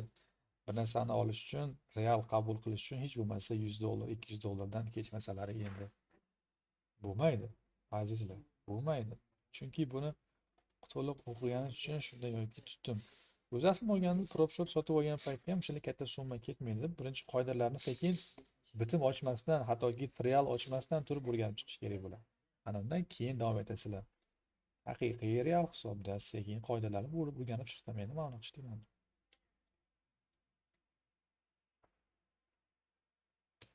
Sizlar oldin ichkariga kirib ishlab turib mana bunaqa ekan deyishdan ko'ra, oldin qoidalarni yaxshilab o'rganib chiqib, keyin kirib ishlaganlari yaxshi.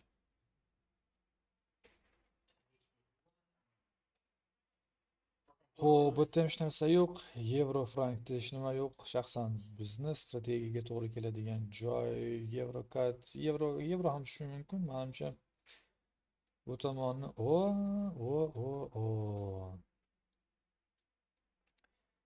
token sochinlik davri tugadimi deymanda. Token sochinlik davri menimcha tugadi-yu. Bu bekorga emas, mana bu NZDda turibdi. NZDni bir tomoni, ikkala tomoni, bir tomoni mana bu ba'zi bir paralarning harakatiga korrelyatsiya beradi.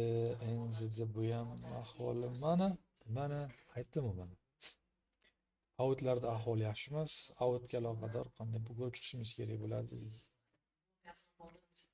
Out USD ham qilmaydi. Demak, dollarda kuchli o'sish bo'lishi mumkin, balki dollar o'ziga kelayotgan bo'lishi mumkin. Shunchaki aytib o'tyapman, lekin buni fundamentalni tekshirish kerak bo'ladi. Nimadir.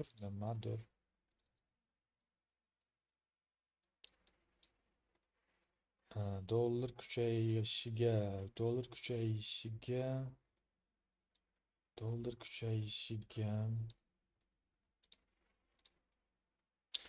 ishora.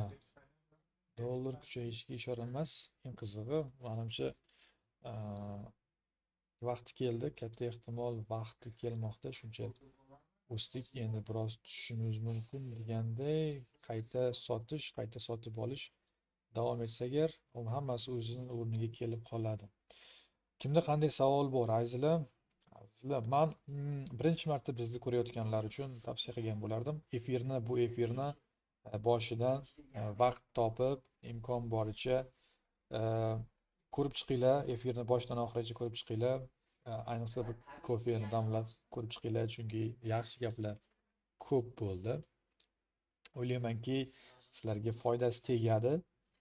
Buni alohida yozib olib turib, video shaklida yana YouTube'ga chiqarishimiz ham mumkin, chunki bizda mana bunday onlayn shaklda savol-javob bo'lganini propdan biz testdan o'tib, jonli ravishda oxiri shu real hisobni olib, undan keyin shu buni foydasini chiqargungacha bo'lgan jarayonni ko'rsatib o'tganimizni yana bir bor taqdim etishimiz kerak deb o'ylayman.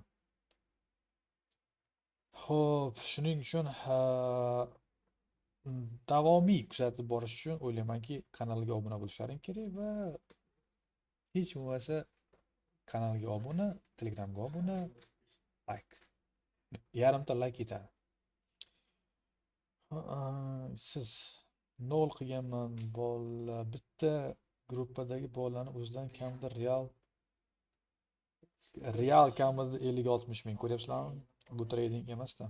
Shuncha kundan buyon bay terib qilgan foydasi nol qilgan bola, bitta gruppadagi bolani o'zidan kamida real 50-60 ming ketdi. Pul topib, aql topmaganlar deydi-ku. 16k oqizdi bola real uj stress. Endi stress Hojiboyning gapi bo'yicha qarasaki, arqonni olib og'ilxonaga kirib ketyapti, bo'lmasa bo'ldi-da. O'ylaymanki bunday bo'lmaydi. Lekin imkoniyatdan kelgan vaziyatdan to'lig'icha foydalanib qolish kerak bo'ladi. Har joyda, har qanaqasiga berganda olish kerak. urganda qochish kerak. Bu bozor biz har doim umrboqiy emas, har doim biz aytgan tomonga yurmaydi, har doim biz o'ylagan tahlillar bo'lmaydi. Shuning uchun real vaziyatda yaxshi foydani olib qochish kerak. Olib qochish kerak. Bozorni yaxshi ko'rib qolmanglar. Bu sizlarni do'stlaring emas. Bu sizlarni bir yaqin kishilaring emas. Shuning uchun bozorni yaxshi ko'rib qolish kerak emas. Hech qanday parani, hech qanday bir oltinni, hech qanday kriptovalyutani, hech qaysi birini, Bitcoinni, hammasini, iPhone'ni, Apple'ni, hech narsani foyda keltiradigan tomonini ko'ra oldilaring, foydani qilinglar, pulni aylantiringlar. Pulni aylantirish kerak. Bittasidan ikkinchisiga, ikkinchisidan uchinchisiga, uchinchisidan to'rtinchisiga. Qayerda pul bo'lsa o'sha yoqda ishlash kerak bo'ladi. Qayerda pul bo'lsa o'sha yerda ishlash kerak. Faqat nafsni tiygan holatda, riskni boshqargan holatda. Agar real hisobida ham zarar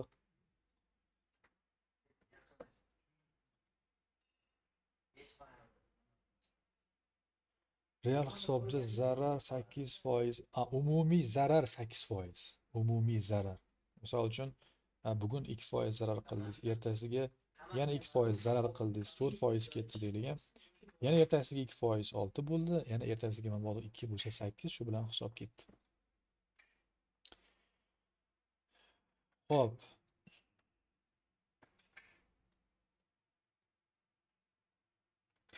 Bizni kuzatgan, bizni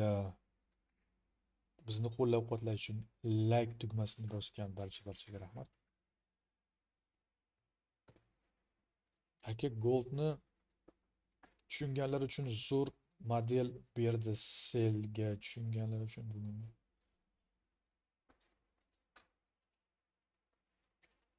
Goldni tushunish uchun kamida Gold bilan 4 yil uxlash kerak. Shunda ham oldin tajribani yig'ib kelish kerak, keyin 4 yil Gold bilan, faqat Gold bilan uxlash kerak bo'ladi. Gold faqat kuzatish kerak bo'ladi. Ana undan keyin nimadir qilish mumkin. Shunda ham katta tajriba plus katta depozit bilan bo'ldi. Ishonmanglar, Telegramda, Instagramda, YouTube'da mana bu nima necha $100 bilan hali 0.01 dan ochadi, 10 ta 20 ta, yana $50, $100 plus bo'ladi. Shundan keyin yopadi, keyin yana tepaga, pastki tepaga. Bu trading emas. Trading emas. Omadi kelib qolgan, yozib olgan, chiqaryapti. Natijani to'liq ko'rsat deydigan odamni, natijani to'liq ko'rsat, 3 oyligini to'liq ko'rsat, 3 oyligini, 4 oyligini to'liq ko'rsat. Ana shunaqa qisqa video olib turib, mana $100 pulim bor edi, $700 qildim. Natijani to'liq ko'rsat. O'sha vaqtdagi natija muhim emas. Trading bu bir haftalik ish emas, trading bu bir oylik ish emas, trading bu yillar davomida davom etadigan ishda natijani ko'rsat, 6 oylikni ko'rsat, telefondan ochib, tarixini ko'rsat. Ko'rsata olmaydi. Sababi hammasi minus bo'lgan, allaqachon sliv bo'lgan depozit. O'xshab qolgan, shu narsa o'xshab qolsaga ko'rsataman degan, haqiqatda o'xshab qolgan, ko'rsatgan, ana uni ko'rganlar, Gold so'ragan, $100 ni $1000 qilar ekanmiz. Ketdi o'sha tomonga qarab turib. O'zi hammasiga shunaqa treyderlar aybdorda, qo'shtirnoqdagi treyderlar. Xafa bo'lmanglar, Gold ishlaydiganlar. Men rostini aytyapman-da, Gold men tajribadan kelib chiqqan holda aytyapman. Gold birinchi boshlang'ich treyderlarni aktivi emas. Gold boshlang'ich treyderlarni aktivi emas. Undan qochadigan aktivda, undan qochish kerak. Bu narsani hech kim tushunmaydi. Boshlang'ich treyderlar uchun Gold tilla tuxum tug'adigan, g'ozmi bilmadim, tovuqmi bilmadim, shunga o'xshaydi. Lekin aksincha unday emas, bor. Gold mana narsa borda, unday treyderlar tilida mana narsa bor. Qoshiq bilan beradi. Katta qozon bilan qaytarib oladi. Qoshiq bilan beramiz, katta qozon bilan qaytarib olamiz. Tasavvur qilinglar, sizlarning minus bilan pluslaring nisbati qancha bo'ladi. Bir marta omadlaring kelib, ishlaring yaxshi yurishib, o'sha 1000-2000 topgan bo'lsalaring, ertasiga o'sha depozit ham yo'q, foyda ham yo'q, hamma narsa yo'qolib ketadi. Lekin bu narsani ko'pchilik tushunmaydi. Bu narsani ko'pchilik tan olmaydi. Yo'q, Gold yaxshi. Gold yaxshi, hammasi zo'r. Bo'pti, hammasi zo'r, Gold yaxshi, Goldda zo'r ishlayapman deganlar. 6 oylik Goldda ishlayotgan nimani ochamiz? Tarixni ochamiz. Hisoblab chiqamiz. swoplarni hammasini hisoblab chiqamiz. Qani ishni bitim ochgansizlar. Swoplar qancha bo'lgan, komissiya qancha bo'lgan hisoblaysizlar. Keyin daromadni hisoblaysizlar, zararni hisoblaysizlar, plus swop bilan komissiyani hisoblaysizlar. Oxirida minus qilasizlar. O'ylaymanki, bu narsani tan olish qiyin. Men oldingi streamda, efirlarda ham aytib o'tganman. Bizda tan olish juda ham kamdan kam. Tan olishni bilmaymiz. Quruq g'urur bilan uzoqqa borib bo'lmaydi. Shunga xatoni tan olish kerak bo'ladi, bolalar. Xatoni tan olsalaringina o'sasizlar. Tan olmasalaring o'smaysizlar. Manmanlik uzoqqa olib bormaydi insonni. Shuning uchun xatoni tan olish kerak. Aytilgan payt bu narsani qilma degan payt narsani qilmaslik kerak bo'ladi. Ko'pchiligimiz lekin qilmaymiz. Bunisi borga. Ko'pchiligimiz qilmaymiz. Hop. Efir boshlanganiga 1 soat 35 daqiqa bo'libdi. Yomon emas. Savollarimiz bormi hali? Layklarimiz osharmikin-da? Bir 45 ta laykka borsa ekan. 45 ta laykka borarmikimizda?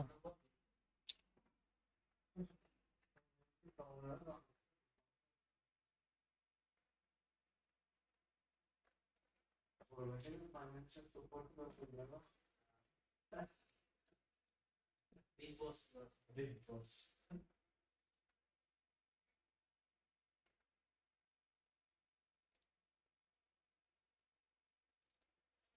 Started streaming 25-95 minutes ago. Savollar qolmadimi bolalar? Sizlar ham charchadilaringmi? Sizlar savol berib charchadilaring, men gapirib charchadim, tushuntirib charchadim. Shunaqasi to'g'ri keladimi? Hozirgi vaziyatga. Xo'p, Suhrob aka, eshitaman. Gapiring.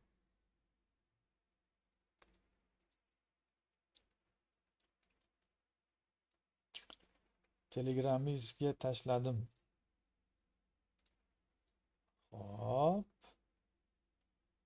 Albatta javob berishadi. Menejerlarimiz albatta javob berishadi. Hech qanday nimasiz, shak shubhasiz. Lekin o'qitishga onlayn, offlayn darslarimizga alohida menejerlarga bog'lanasizlar. Ular o'zlari tushuntirishadi. Qanday nima qilish kerakligini o'rgatishadi. Trading plan menejerga tashladim. Ko'rib bering bo'ladimi? Trading plan. Unchalik yo'q. Rostini aytsam, biz tillarda hech qanday nima bera olmaymiz, maslahat bera olmaymiz, rostini aytsam. Tilda tavsiya qila olmaymiz. Tilada shu paytgacha o'rgatgan bolalarning birontasi ham tilada baraka topmaganligi uchun boshlanishida unga yaqinlashtirib hech kim deyarli yaqin shogirdlarimizni ham tilaga yaqinlashtirmaymiz. Biz maqsadimiz ularni uzoq muddatli treyder qilish.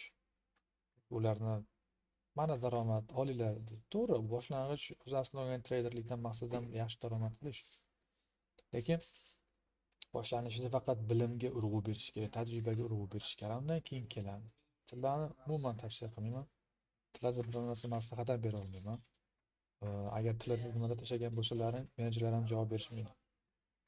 Trading plan menejerga tashladim, ko'rib bering. Bo'ladimi?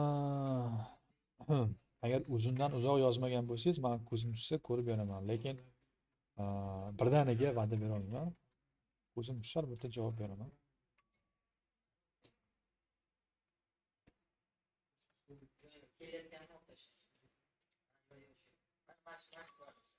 Bizni qo'llab-quvvatlagan barcha do'stlarimizga katta rahmat.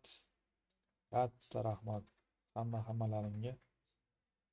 Aytganlarini imkon qadar qilishga harakat qilsalaring, hech bo'lmasa 50%ni sizlar yaxshi o'sasizlar, yaxshi daromadga chiqasizlar. Faqat aytganlarini eshitish kerak-da. Hali eshitish bilan eshitish farqi bor deyshadi-yu. Eshitishlaring kerak. Ichki quloqdan emas, ichkaridan eshitishlaring kerak. Shunchaki gap sifatida o'tib ketish kerak emas. Vaqti kelib bu narsani balki o'zlaring tushunasizlar, lekin bunga yillar kerak bo'ladi. oddiy bir gapni ma'nosi 2-3 yildan keyin anglanish yoki anglash darajasiga yetadi. Buning uchun o'zlaring ham shu darajada bo'lishlaring kerak.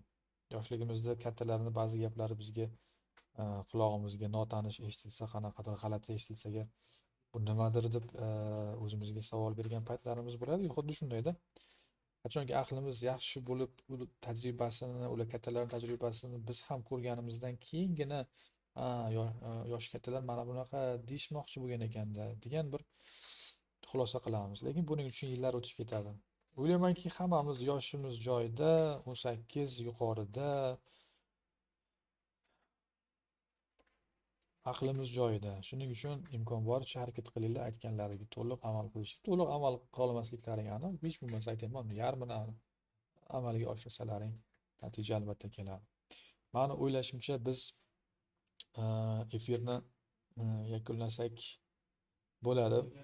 Anchadan buyon bunday uzunlikdagi uzoq vaqtdagi efirni qilmagan ekanman. Lekin efir rostini aytsam ancha manfaatli bo'ldi deb o'ylayman. Biz barchasini amalga oshira oldik, biz qila oldik, biz ko'rsata oldik. Keyingi efirlarda ko'rishguncha albatta yangiliklar bilan qaytishga harakat qilamiz. Ungacha sizlar Telegram kanaliga obuna bo'linglar, YouTube kanaliga obuna bo'linglar. Qo'llab-quvvatlash yoddan chiqmasin. Aktiv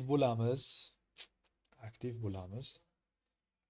Va oldinga qo'ygan maqsadlaringdan hech qachon qaytmanglar. Maqsad qo'yish kerakmi? Qo'yish kerak. Uni amalga oshirish kerakmi? Amalga oshirish kerak. Umr qisqa, uxlashga hali ulgurasizlar, ulguramiz, aniqrog'i hammamiz. Shuning uchun yurak urib turgan ekan, ko'z ko'rib turgan ekan, bundan yaxshi foydalanish kerak deb o'ylayman. Harakat qilinglar. Savollarga baraka, qoidalarni unutmaymiz. Keyingi efirlarda ko'rishguncha barchalaringga omonlik, salomatlik